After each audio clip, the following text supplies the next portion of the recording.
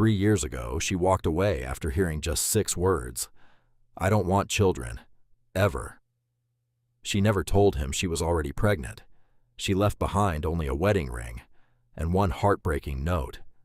For 3 years, he believed they had simply wanted different lives, until one ordinary afternoon. He saw her again. She wasn't alone. Beside her stood a little girl in a bright red dress, a little girl with his eyes. In that moment, the truth he had been running from found him at last. Watch until the end, because this story proves that sometimes it's not our choices that destroy our lives. It's the fears behind them. And if you enjoy emotional stories like this, don't forget to like the video, subscribe to the channel, and tell us in the comments, what would you have done in Ryan's place? To anyone looking from the outside, Emily Carter and Ryan Collins seemed like one of those couples who had simply gotten lucky. 5 years of marriage, a cozy home, vacation photos covering the living room shelves, friends who loved stopping by for weekend barbecues. Their lives looked perfectly put together. What no one ever saw was how that picture quietly came apart every evening at their own kitchen table. Emily had noticed one of Ryan's habits a long time ago. Whenever a conversation made him uncomfortable, he would slowly spin his fork between his fingers, calmly, almost absent-mindedly, as if keeping his hands busy helped him avoid saying what was really on his mind. She had changed too. More and more often, she found herself standing by the window, watching the neighborhood children chase a soccer ball until sunset. Sometimes she smiled. Sometimes she simply turned back toward the stove, catching herself holding onto a thought she no longer knew how to say out loud. That evening, she wore her favorite light blue dress, not because it was a special occasion. She simply wanted, for a little while, to feel like the woman Ryan had fallen in love with years ago. He came home late. As always, dressed in a black shirt and blue trousers, he dropped his keys onto the hallway table and kissed her lightly on the temple. Sorry, another meeting ran long. It's okay. Dinner's still warm. They ate almost in silence. Only the steady ticking of the wall clock filled the room. Emily opened her mouth several times, then closed it again.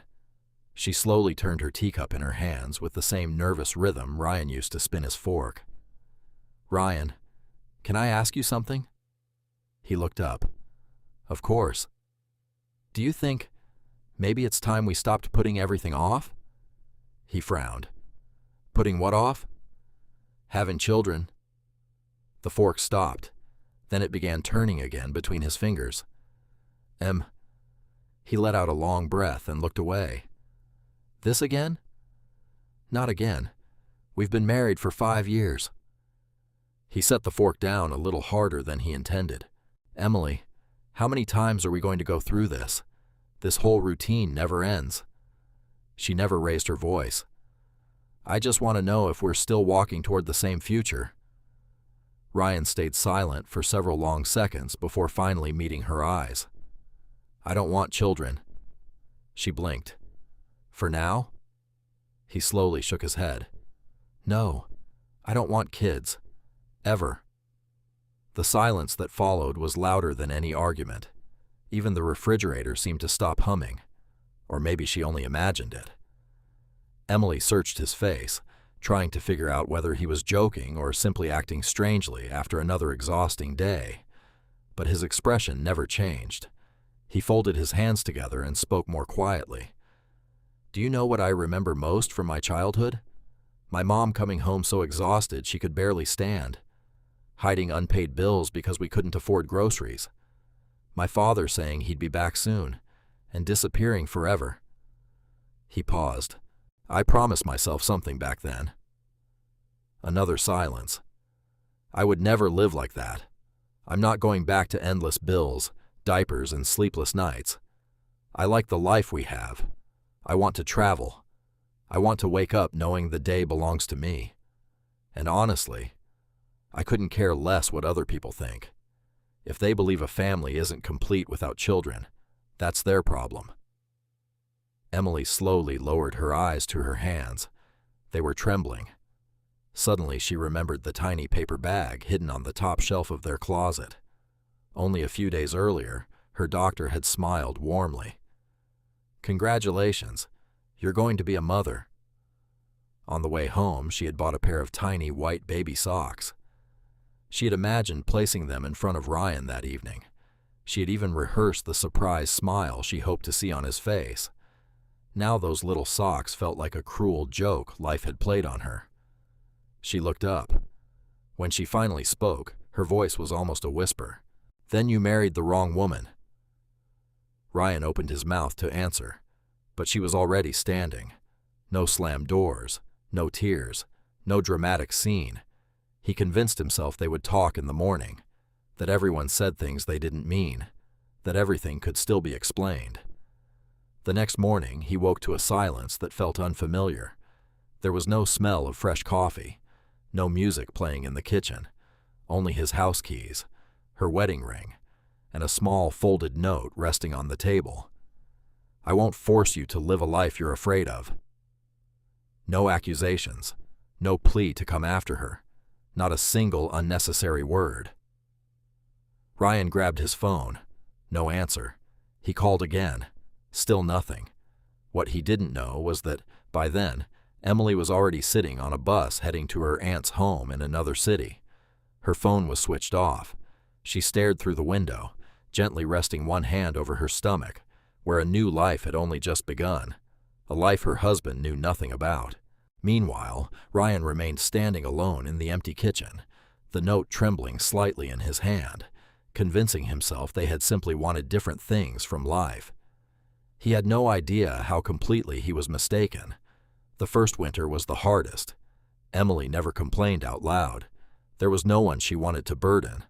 Her aunt gave her a room, warm meals, and quiet company, but the nights still belonged to Emily alone. Pregnancy wasn't the peaceful picture people loved posting online. Some mornings she could barely get out of bed. Other days she worked for hours with swollen feet tucked beneath her chair, forcing herself to finish another logo, another website layout, another freelance project before the deadline. Money disappeared faster than it arrived. One afternoon, she opened a small velvet jewelry box her mother had given her years earlier. She held each piece in her hands before placing it into a paper bag for the pawn shop. The wedding earrings, a delicate bracelet, the necklace she had once imagined wearing while introducing Ryan to their baby. She walked home carrying groceries instead of memories. That night, sitting cross-legged on the bedroom floor, tiny baby clothes spread all around her, Emily rested both hands on her stomach. The room was silent. For the first time, the question escaped before she could stop it. Did I just make the biggest mistake of my life? Maybe leaving had been a disaster. Maybe she had ruined 3 lives instead of saving one. Maybe this whole thing was one enormous mess. Then, a tiny kick. So soft she almost thought she imagined it.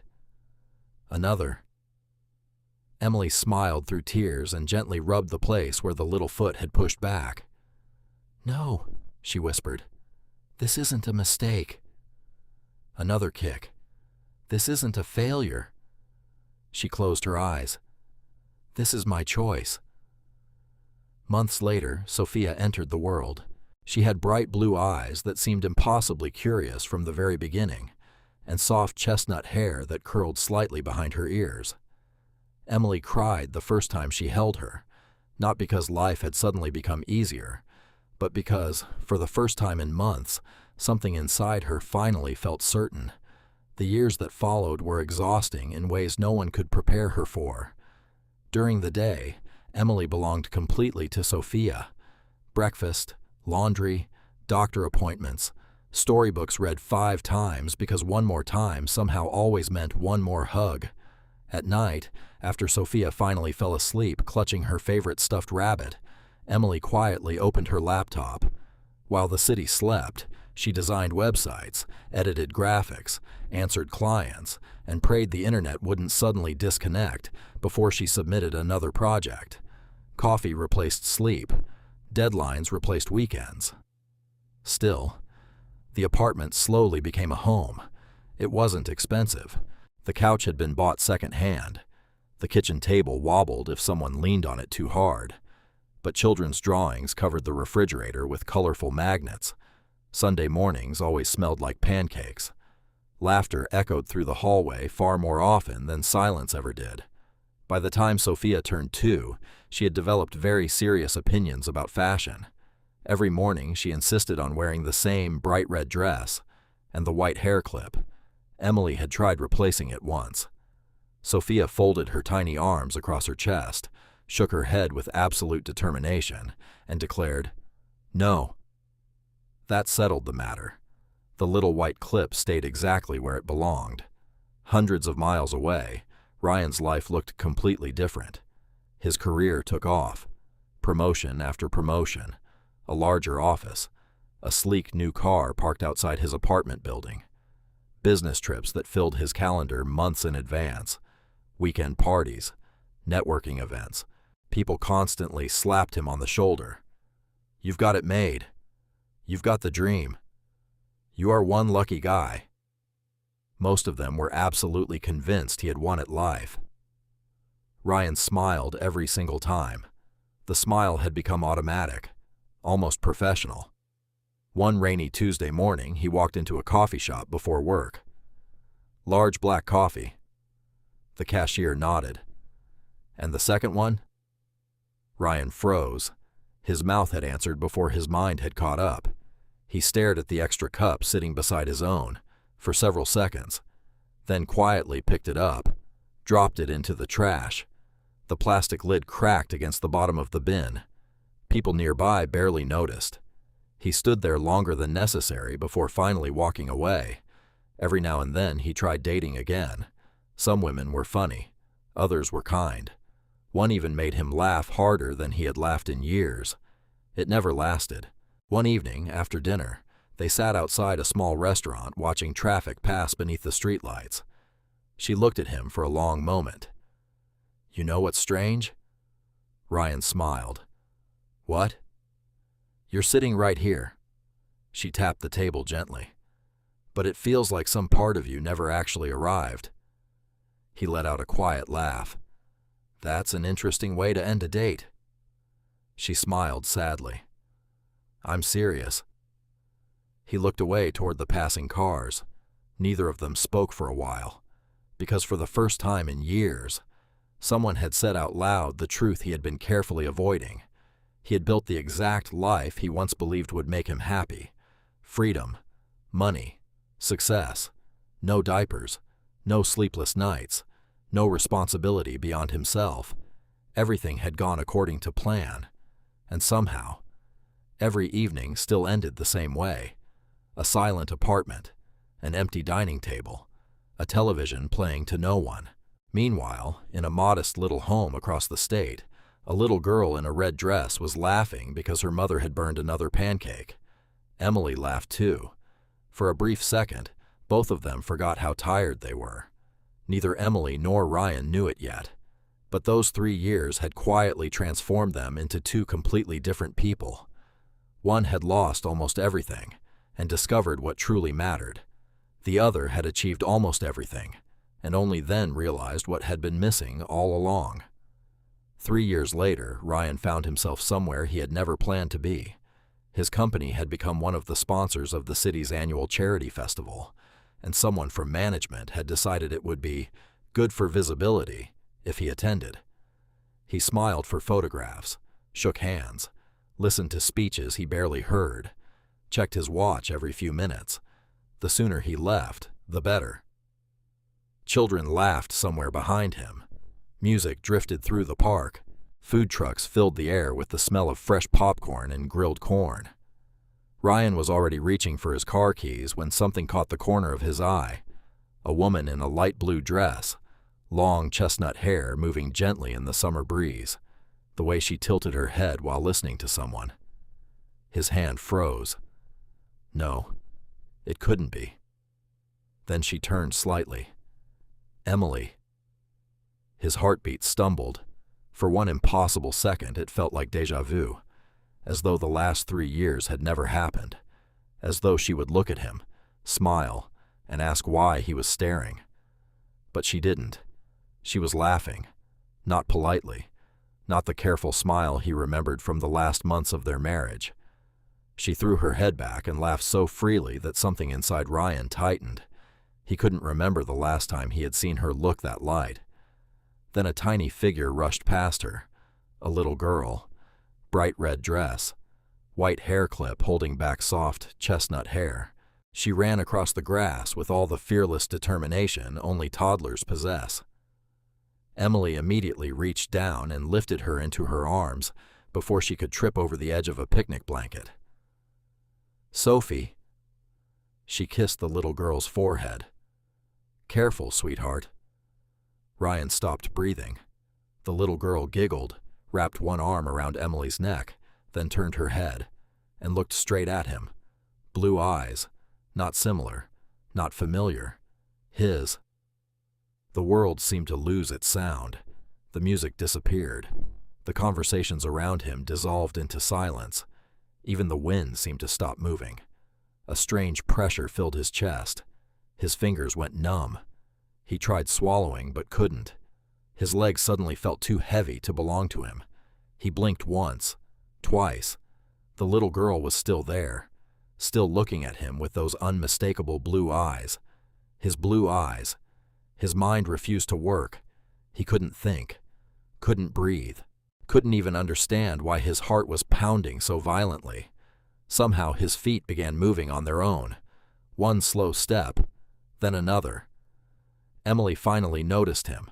Her smile disappeared instantly. Not dramatically, not angrily. Simply disappeared. She stood perfectly still. Her arms instinctively tightened around Sophie. Neither of them spoke. For several endless seconds, they simply looked at one another across a distance of only a few feet, and 3 years that suddenly felt much longer. Then the little girl broke the silence. She looked up at Emily with complete innocence. "Mommy," she pointed toward Ryan. "Who's that man?" The words struck harder than any scream ever could. Ryan felt something inside him turn cold, ice spreading through his chest. His thoughts began racing. 3 years. No. Wait. How old was she? 2? Maybe a little over 2. His mind started counting before he even realized it. The night Emily left. The weeks before. The doctor's appointments she had suddenly started making. The strange smile she wore that final week. The way she had looked at him across the dinner table. The note. The ring. The silence. Every date fell into place. Every missing piece found its place at once. His knees nearly gave out. No. His breathing became uneven. This wasn't possible. Except, it was. He stared at the little girl again. The shape of her eyes. The expression on her face. Even the tiny wrinkle that appeared beside her nose when she frowned. He had seen that expression every morning in his own bathroom mirror. His lips barely moved. "Emily?" His voice sounded unfamiliar, almost frightened. Emily held his gaze. She knew exactly what he had realized. She didn't deny it. She didn't explain it. She didn't accuse him. Instead, she simply adjusted Sophie's little white hair clip with gentle fingers, kissed the top of her head, and spoke with quiet calm. "We should go home." That was all. No anger, no revenge, no dramatic confession. She turned around. Sophie rested her head on Emily's shoulder and waved politely. "Bye." Emily walked away without looking back. Ryan didn't follow. He couldn't. His body refused to move. Around him, the festival continued as if nothing extraordinary had happened. Children laughed. Music played. Someone nearby applauded a performance on the main stage. Life went on. But Ryan remained standing exactly where he was, his eyes fixed on the small red dress growing farther away through the crowd. For the first time in his life, he understood what it felt like for the ground beneath his feet to disappear without making a sound. It was as if someone had pressed pause on his world, while everyone else's kept moving. Ryan spent 4 days driving past the same neighborhood. He never got out of the car. Sometimes he saw Emily walking Sophia home from the park. Sometimes he only saw the little red dress through the playground fence, every time he drove away again. On the 5th day, he finally stepped out. No expensive suit, no rehearsed speech, no pride, no pretending everything could somehow be fixed. He waited until Emily noticed him. "I know I don't deserve this," he said quietly. "But could you give me 5 minutes?" She looked at him for a long moment, then at Sophia, who was already running toward the swings. "Stay where I can see you, sweetheart." "Okay, Mommy." Emily walked to a nearby bench. Ryan followed. For a while, neither of them spoke. Children laughed somewhere behind them. Chains on the swings squeaked softly in the breeze. It felt strange that the world could sound so ordinary while his own was falling apart. Finally, Ryan looked toward the little girl climbing the smallest slide. His voice barely came out. "Is she?" He swallowed. "Mine?" Emily didn't hesitate. She looked straight into his eyes. "Yes." The word landed like a stone. Ryan bent forward, pressing both hands over his face. His breathing turned uneven. He stayed that way for several seconds. When he finally spoke again, his voice had lost every trace of certainty. "Why?" Another breath. "Why didn't you tell me?" Emily didn't answer immediately. She watched Sophia carefully help another little girl climb the steps before speaking. "Because that night," she folded her hands together, "you didn't tell me you were scared." Ryan closed his eyes. "You told me you didn't want children." He stared at the ground. "I know." "No." Her voice remained calm. "You don't." She wasn't angry. She wasn't trying to hurt him. That somehow made every word heavier. "If you had looked at me and said, 'Emily, I'm terrified. I don't know if I can do this,' I would have stayed right there beside you." She paused. "But that's not what you said." Ryan didn't interrupt. "You made it sound like a child would ruin your life before it had even begun." The breeze lifted a strand of her chestnut hair across her face. She tucked it behind her ear without looking away. "I had already been to the doctor." Ryan slowly lifted his head. "I knew." Another silence. "I bought a pair of tiny baby socks on the way home."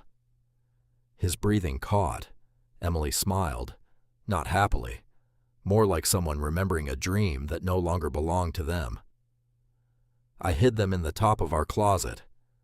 She let out a quiet breath. "They were my little secret." A smile she carried around without telling anyone. A tiny piece of happiness waiting for the right moment. "My hidden treasure." She looked down at her hands. "I kept imagining your face when I showed them to you." Ryan's eyes filled. "But after dinner," she shook her head almost imperceptibly. "I opened that closet again.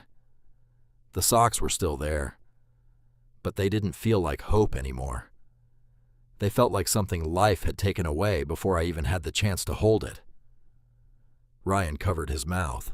A tear slipped between his fingers, then another. He didn't wipe them away. For the first time in years, he simply let himself cry, quietly, without excuses, without trying to look strong. "I missed everything." The words barely escaped him. Emily remained silent. "I wasn't there when she was born." Another breath. "I didn't hear her laugh for the first time." "I missed her first steps." "Her first word." "The first time she got sick." "The first birthday." He looked toward Sophia, who was now proudly showing another child a handful of dandelions. 3 years. His voice broke. "I'll never get those 3 years back." "No," Emily answered gently. "You won't." The truth hung between them. There was nothing cruel about it, nothing dramatic, just reality. After a long silence, Ryan finally spoke again. "Can I?" He struggled to finish the sentence. "Can I be part of her life?"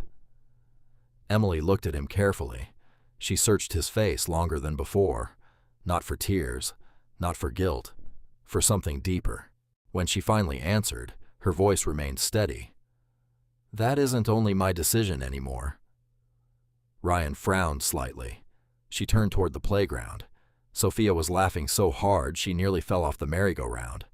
Emily smiled without realizing it. "She's old enough to trust." She looked back at him. "And that trust is fragile." Another pause. "If you want to know her, you'll have to become someone she can safely give her heart to." Ryan lowered his eyes. For years he had believed fatherhood began with biology. Sitting on that weathered park bench, he finally understood that being a father began somewhere much harder, with earning the right to be trusted by the little girl whose first 3 years he had never even known existed. Ryan never showed up carrying expensive toys. No giant teddy bears, no bicycles, no desperate attempts to buy forgiveness with things. Every Saturday, if Emily agreed, he came to the same park at the same time. At first, Sophia barely looked at him. When she wanted something, she asked her mother. When she pointed in his direction, she simply said, "That man." It stung every single time. Ryan never corrected her. He knew there were some titles you couldn't ask for. You had to grow into them. So he started with the smallest things. They fed ducks together, built crooked sandcastles that collapsed within minutes, colored pictures with broken crayons. When Sophia couldn't reach the monkey bars, he quietly stood nearby without lifting her until she asked. Little by little, she stopped hiding behind Emily's legs. One afternoon, she handed him a purple crayon without being asked. Another day, she laughed when he accidentally sneezed after blowing a dandelion into his own face. A week later, she tugged gently on his sleeve.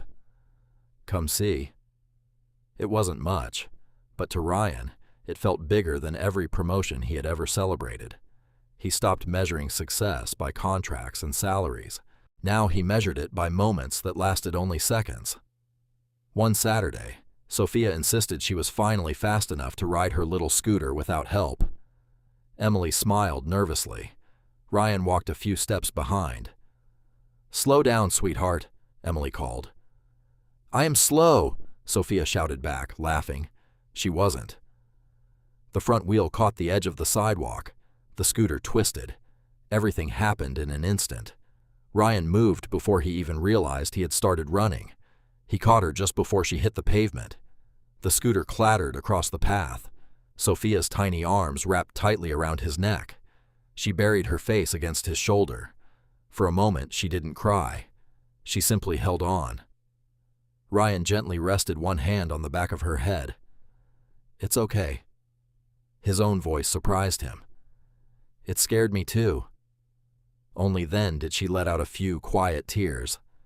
Not because she was badly hurt, because she had been frightened. He stayed exactly where he was until her breathing slowed, until she relaxed, until she finally whispered, "I'm okay." Ryan closed his eyes for one brief second. For years he had spent his life stepping backward whenever fatherhood came too close, always waiting, always finding another excuse, another reason, another better time. Holding Sophia in his arms, he understood something that left no room for doubt. He couldn't keep hesitating anymore. Fear had already stolen enough. Months passed. The visits no longer felt awkward. Sometimes Sophia ran toward him before he even reached the park gate. Sometimes she forgot Emily was watching and slipped her tiny hand into his while they crossed the path toward the pond. One autumn afternoon, she sat at a picnic table with a box of colored pencils. Ryan watched quietly while she concentrated with complete seriousness. She drew 3 figures, one with long brown hair, one much smaller, wearing a bright red dress. The third was tall, a black shirt, blue pants. She worked carefully, sticking out the tip of her tongue every time she colored inside the lines. When she finished, she stared at the drawing for a long time. Then she picked it up, walked over to Ryan, held the paper against her chest. "Can I ask you something?" Ryan smiled. "Anything." She looked down at her shoes, then back into his eyes. "Can I?" Her voice became almost a whisper. "Call you Daddy too?" Everything inside him stopped. His throat tightened so suddenly he couldn't speak. He looked at the little girl standing in front of him, at the drawing still clutched in her tiny hands, at the hopeful uncertainty on her face. His eyes filled before he even noticed. He couldn't force a single word out. So he simply nodded. Once. Very slowly. Sophia smiled, then wrapped both arms around him with the complete trust only a child can give. Across the playground, Emily watched in silence. There was no triumph in her expression, no satisfaction, no silent "I told you so," only peace. She understood something she hadn't believed was possible 3 years earlier. Some loves do not return. Some marriages cannot be rebuilt. Some wounds leave scars that remain forever. But people can change. Not because they lose everything, but because they finally understand what truly mattered before it was gone. She wasn't reopening the past. She wasn't pretending nothing had happened. She was simply leaving one door unlocked. Not for herself, for the little girl who deserved the freedom to know both of her parents. That evening, after saying goodbye to Sophia, Ryan sat alone on a park bench long after the sun had disappeared. Children's laughter had faded. The playground stood empty. He looked down at the small drawing Sophia had insisted he keep. 3 figures, 1 family. His fingers traced the outline of the little man in the black shirt. 3 years ago, he had believed a child would take his freedom. Now he finally understood the truth. It had never been fatherhood that imprisoned him. It had been fear. Fear disguised as logic. Fear disguised as certainty. Fear he had mistaken for truth. A child would never have destroyed his life. His own decision had done that. The difference was, a frightened man walks away to protect the life he imagines. A father stays, because he finally understands that love is not measured by comfort, but by responsibility. And perhaps that is the hardest lesson adulthood ever teaches. The choices we make out of fear don't disappear with time. They wait for us, quietly, until one day we are finally brave enough to face them.